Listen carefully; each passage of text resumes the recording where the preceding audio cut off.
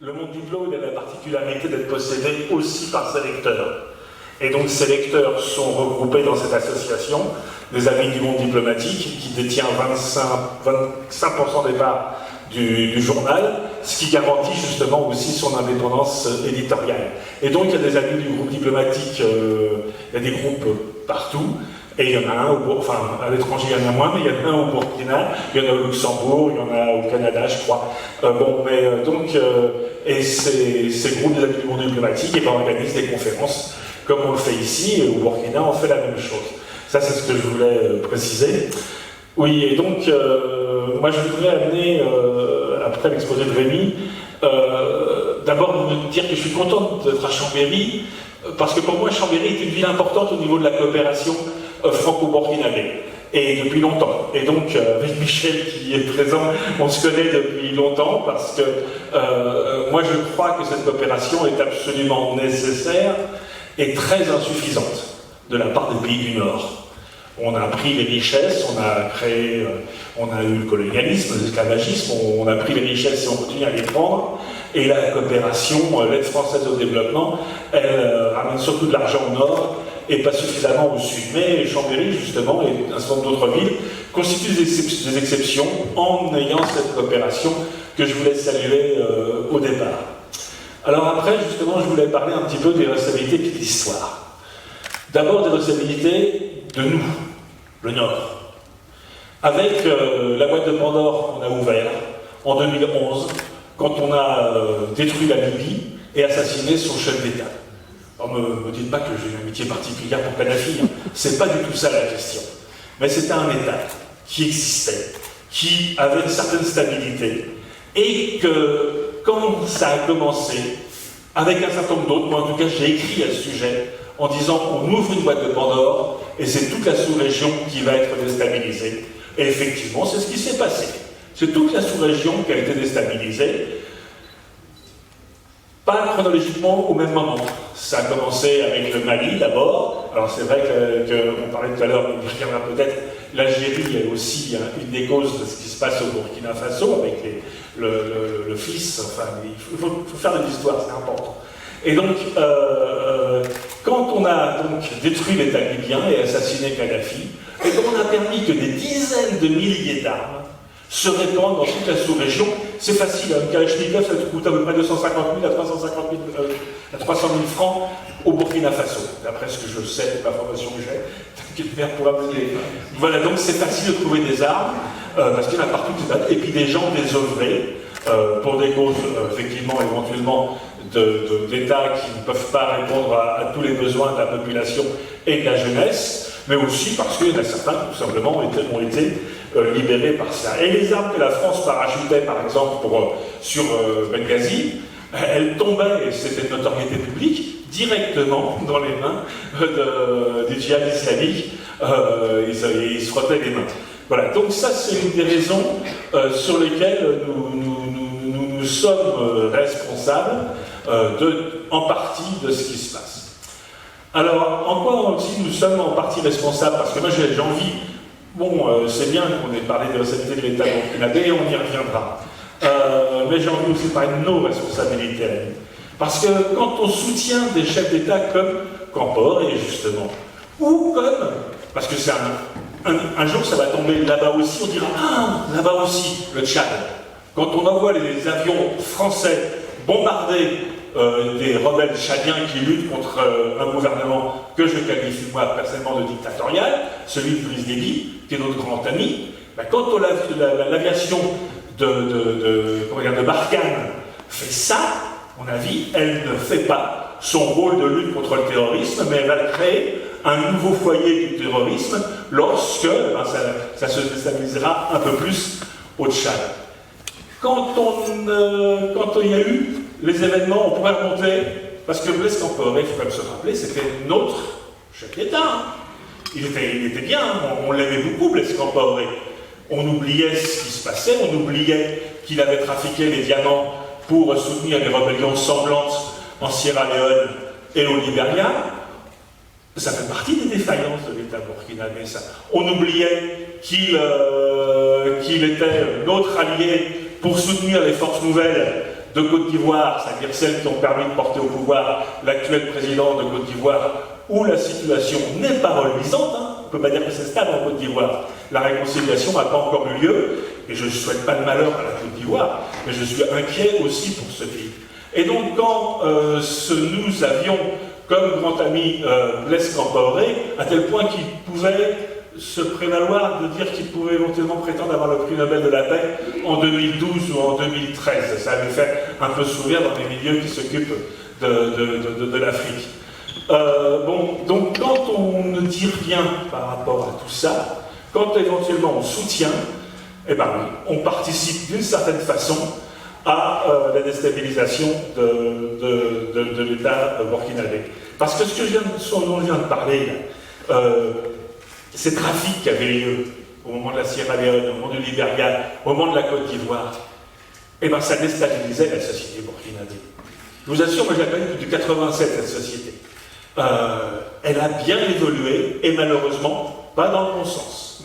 Puisque les questions d'argent, les questions de s'enrichir, enfin, etc., ont pris davantage de poids qu'auparavant, un certain nombre de valeurs qui faisaient, qui étaient une des caractéristiques de la société burkinabé, et qui reste quand même une des caractéristiques. Voilà ce que je voulais dire par rapport à ces causes extérieures. Alors évidemment, après...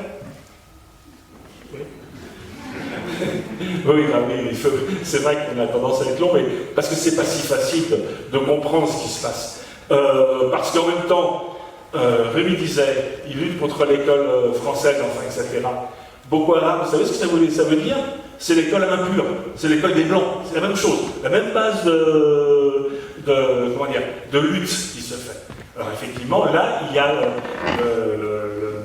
le terreau, disons, djihadiste qui essaye de percer. Mais il faut voir donc ces causes sociales internes et ces causes extérieures qui continuent d'ailleurs aujourd'hui, malheureusement. On pourra parler après justement de l'or du Burkina, des sociétés qui exploitent l'or au Burkina et tout, et des problèmes que ça amène, de mon point de vue, au Burkina. Je débat de Burkina Faso comme ça parce que je suis un pur produit du Burkina. Je suis rentré à l'école au Burkina, je n'ai jamais quitté le Burkina, jamais étudié ailleurs, toujours étudié au Burkina. Et donc je peux me dire, je le connais très bien.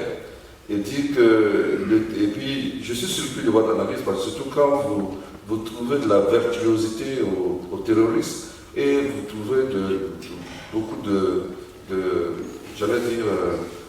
manque de responsabilité aux forces de l'ordre.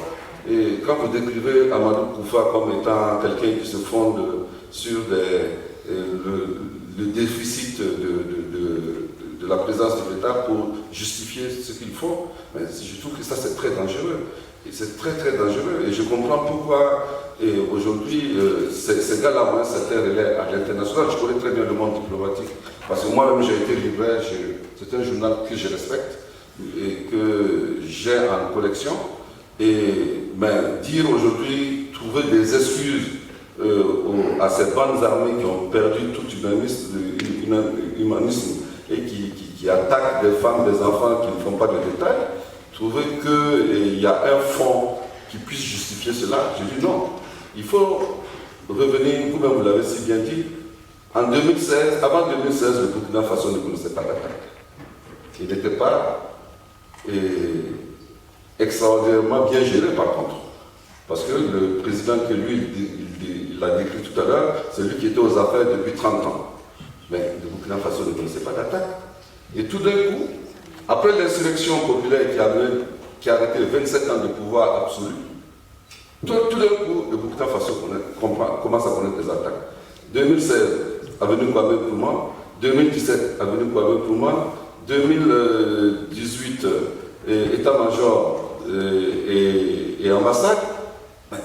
Et vous ne liez pas ça à la perte du pouvoir par un clan. Parce qu'à l'époque, il faut le dire, nous, on offrait le gîte et le couvert à ces bandes terroristes qui habitaient avec nous pour attaquer les autres pays. Nous les aidions, nous étions dans le système.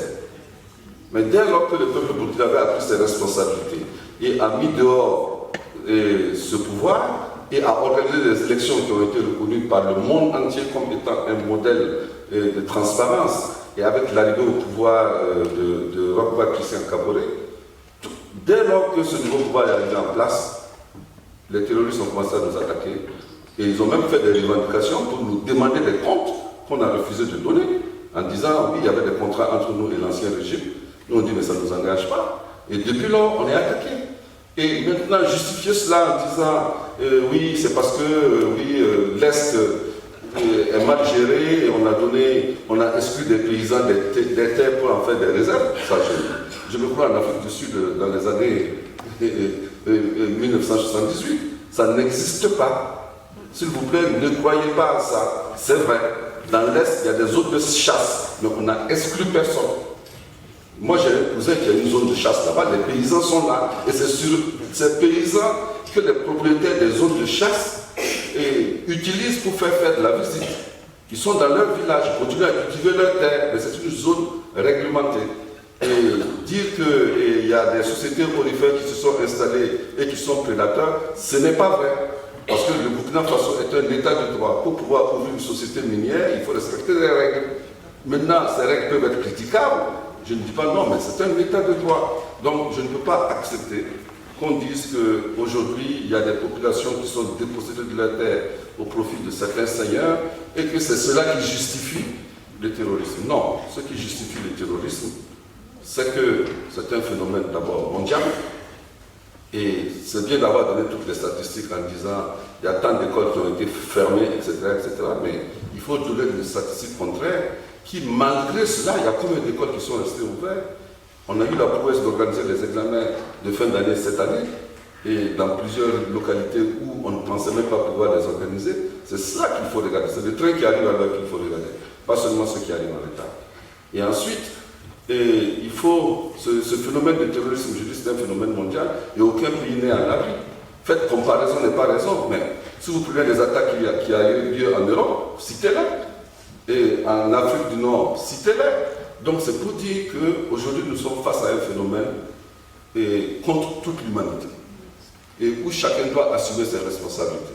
C'est vrai que nous, Burkinabés, nous sommes conscients de ce qui nous arrive, et nous avons pris la ferme résolution de trouver des solutions avec l'aide de nos amis. C'est pourquoi je dis qu'une coopération comme celle entre Chambéry et Ouayouia, c'est un modèle, c'est la bonne réponse à ces extrémistes-là, pour dire que les peuples sont identiques, ils sont pareils, et que ce n'est pas parce qu'on va peindre une carte en rouge ou en jaune ou en orange que nous serons plus en sécurité, plus en danger dans un tel point du territoire comme de l'autre.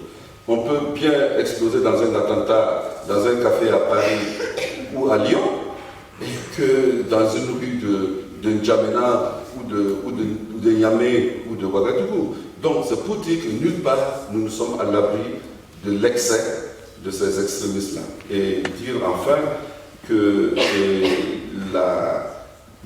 ce qui est venu exacerber cette insécurité, c'est effectivement le problème libyen. Parce que la Libye, il ne faut pas l'oublier, c'est vrai, Kadhafi, ce n'était pas le grand démocrate à l'occidental, mais c'était quand même un pays qui était gouverné, l'éducation était gratuite, tout le monde travaillait. Il y avait un seul maître, c'est Kadhafi, mais c'est comme ça leur culture, ce n'est pas autre chose. La Libye, c'est des tribus, ce n'est pas une nation. La Libye est composée de plusieurs tribus avec des chefs de tribus, et un homme est arrivé à fédérer ces tribus et en a fait un pays. Mais il n'en a pas fait une nation. Et les Libyens étaient heureux comme ils étaient. Malheureusement, à un certain moment d'une contradiction de leur histoire, l'Occident a intervenu et a désorganisé tout ça. Et la Libye était super armée, super armée, et c'est devenu un marché d'armes à ciel ouvert où vous êtes assez cher pour les armes. Une Kalachnikov, c'est 75 000 francs CFA, c'est 150 €. Ça dit que vous le trouvez dans le nord du Burkina Faso, et les armes se vendent comme des petits pains. Et ces bandes armées-là, il faut remonter dans l'histoire, à l'Algérie, au FIS. En Algérie, ils ont connu la même chose. Et ils ont réduit le terrorisme jusqu'à la frontière du Mali. Il y a des seigneurs qui règnent là-bas, qui font le trafic de toutes sortes, qui veulent aujourd'hui justifier leur existence par la création d'un territoire. C'est ce qu'il faut dire. Ils veulent créer un territoire de la bande sahélo-sahélienne où ils vont être reconnus par les Occidentaux et dire nous allons créer un État en prenant toute cette zone-là. C'est pourquoi je dis il faut voir qu'est-ce qu'il y a réellement derrière. Et si nous nous laissons, j'allais dire, dans l'illusion de croire que ces bandes armées ont une bonne raison de prendre d'attaquer d'une manière et de traumatiser des populations paisibles, et ce serait vraiment un drame. Et les premières cibles aujourd'hui de ces attaques-là, ils veulent créer une désunion sociale. C'est-à-dire qu'ils instrumentalisent les populations les uns contre les autres. Dans toute cette zone, personne n'a jamais entendu parler depuis des millénaires de problèmes religieux, de problèmes ethniques. Ça n'existe pas. Mais qu'est-ce qui se passe aujourd'hui? Ils passent par les populations les plus fragiles en les utilisant contre d'autres populations et ils font en sorte de donner la sécurité à une couche de la population qu'ils utilisent pour attaquer les autres populations qui sont sédentaires. Et la réaction normale, c'est de passer à la stigmatisation pour dire c'est les Peuls qui viennent nous attaquer, donc nous, tout ce qui est Peul, on s'en méfie, donc on crée la méfiance dans la population. Et c'est le piège dans lequel nous, en tant que responsables, nous ne voulons pas tomber. Ils attaquent des églises, ils attaquent des temples protestants, ils attaquent des mosquées modérées. Donc tout cela, c'est pour amener la population à s'opposer entre elles. Et nous, il faut que nous puissions garder cette lucidité pour ne pas tomber dans les travers et dire que c'est les échanges qui sont entre nous qui peuvent être la bonne réponse à ce terrorisme. Merci. La situation réelle donc, qui existe au Burkina Faso. Le correspondant donc, du monde diplomatique au Burkina, effectivement, aussi, a brossé de façon assez correcte quelle est la situation réelle. Moi, je ne peux revenir dans des problèmes de géopolitique. C'est vrai que j'ai été un tout petit peu frustré par les propos de mon voisin de gauche. Moi, je suis burkinabé. Je suis né, c'est vrai, je ne suis pas resté seulement au Burkina.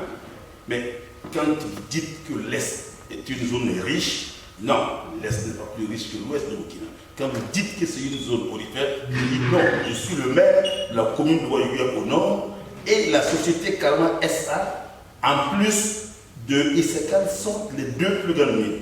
Alors quand vous dites que c'est des riches, comment on appelle, vous dites qu'on a cherché les paysans, non, on n'a cherché aucun paysan. Les zones de chasse existaient au Burkina depuis la nuit des temps. Et ce sont, que ce soit les pisteurs, que ce soit ceux qui y travaillent, ceux qui montrent aux Européens qui viennent pour la chasse, ils ont toujours eu un certain nombre de revenus. Ça n'a jamais été posé comme problème. C'est vrai, quand vous dites qu'il y a des zones où effectivement il y a des difficultés, pour scolariser l'Égypte, ça n'a pas commencé hier. Est-ce que vous comprenez? Moi, très sérieusement, je prends le monde diplomatique comme un joueur très sérieux. Moi, je me disais, quand j'étais étudiant, je suis un peu étonné parce que vous savez que votre société, vous n'êtes pas comme nous. Parce que tous ceux qui sont là, c'est très important pour eux ce qu'on écrit. Alors, ce que vous venez de dire, quelqu'un qui est assis dans son salon, qui va voir ça, il dit, écoutez, l'État est défaillant. Alors voilà pourquoi les djihadistes ont pris un certain pas sur la situation militaire. Je dis non. Par exemple, si je veux parler de Ouayoua, ma commune, qui est située au nord, c'est vrai qu'au Burkina, et depuis un certain nombre d'années, nous faisons face à des attaques. Il y en a eu près de 200. Et nous savons ici, naturellement, ceux qui sont morts, il y a eu beaucoup de blessés. Mais n'empêche, ces derniers moments, vous avez entendu que des églises sont attaquées. Mais avant que les églises ne soient attaquées, c'était des mosquées qui étaient attaquées.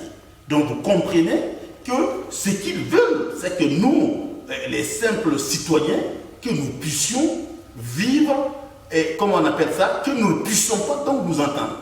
Je peux vous dire que dans ma commune, qui compte 100 000 habitants, les dernières attaques, que ce soit des églises ou des mosquées, n'ont pas entamé la cohésion sociale. Nous vivons comme si de rien n'était. Nous avons une certaine résilience par rapport à ces problèmes. Tous les examens de fin d'année se sont passés dans des conditions mais acceptables. Que ce soit le CEPE, le BEPC et le baccalauréat, il n'y a eu aucun problème dans la commune de Ouayoua. Alors il faudrait que nous, ce qui est très important ici, et là je salue donc la coopération qui existe entre la commune de Ouaouia et Chambéry, ce que nous cherchons aujourd'hui, c'est comment vous pouvez nous aider et à pouvoir donc nous entendre et à lutter contre le djihadisme qui est naturellement, écoutez, un phénomène international. On attaque des gens à Paris, à Nice, on attaque des gens, ici à Ouaouia, on attaque des gens, c'est un phénomène international. Ce n'est pas parce que ici, par exemple, il y a des enfants qui sont laissés en rade et dans des provinces ou dans les départements qu'on attaque les gens. Moi, je pense qu'il faudrait effectivement nous aider en donnant une information qui soit correcte, qui puisse nous aider. Parce que l'information souvent que vous donnez au sud, elle est complètement déformée. Bien sûr, personne n'est enfant, il a un certain nombre d'intérêts qui sont cachés et pas derrière. Et il est sûr aujourd'hui qu'on nous dise que la zone qui est aujourd'hui attaquée est naturellement recèle d'un certain nombre de richesses. Moi, je ne suis pas un technicien, je ne suis pas un géologue, mais vous tous qui êtes là pourrez naturellement à l'avenir savoir que ce n'est pas seulement des attaques djihadistes qui sont complètement anonymes. Donc je pense que ce que nous pouvons faire ici aujourd'hui, vous du Nord et nous du Sud, c'est quoi faire pour qu'il y ait une coopération qui puisse nous aider, qui puisse vous aider. Parce qu'en réalité, si nos pays vivent en paix, vous n'allez plus voir tous ces jeunes, tous ces enfants, toutes ces femmes qui prennent la mer et qui viennent donc vous inviter ici. Donc nous avons intérêt à avoir une coopération sincère, une coopération dynamique, une coopération de développement qui puisse faire en sorte que nous puissions ensemble vivre en paix. Parce que vous le voulez ou pas, le monde là c'est devenu un village, comment on appelle ça, un village planétaire, que si nous on n'est pas en paix, vous ne serez jamais en paix. Ça c'est clair, moi je n'invente rien, c'est vous-même vous le savez. Et si nous sommes en paix, vous serez en paix. Donc je voudrais que l'on puisse le comprendre. Je vous remercie.